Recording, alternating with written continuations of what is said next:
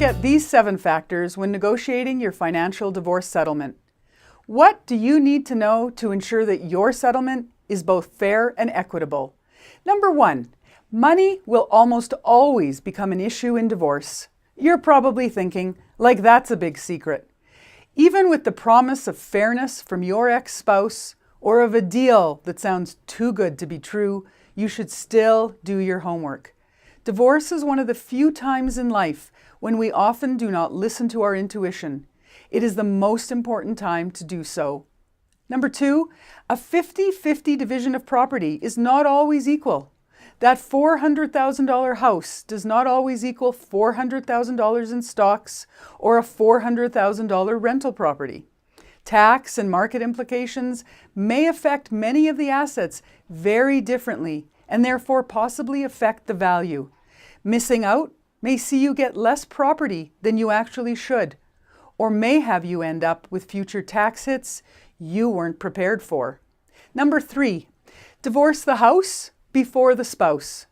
Decisions about retaining the family's largest asset should not be an emotional one.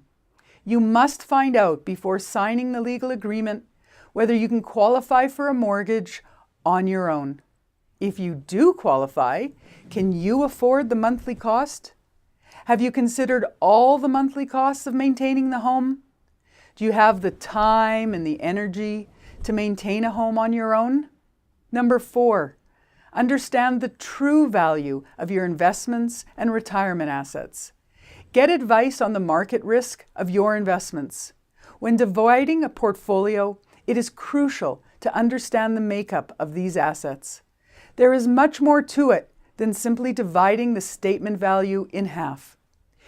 Number 5, ensure that pensions and businesses are valued properly.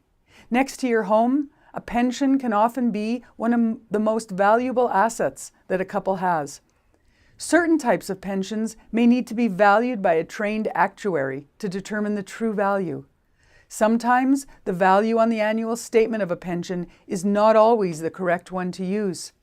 It's necessary for the spouse with the pension to look into the regulations of division, as this will determine the manner in which you can receive your share. For the self-employed spouses, the value of their business is often included in valuing a couple's matrimonial property, which can be very complicated, and a chartered business valuator is usually consulted. Number 6, ensure that the payer of child and spousal support is life insured. In the event of a payer's death, it's necessary to have life insurance in place to fulfill future support obligations. And finally, many divorce decisions have significant implications for your tax return.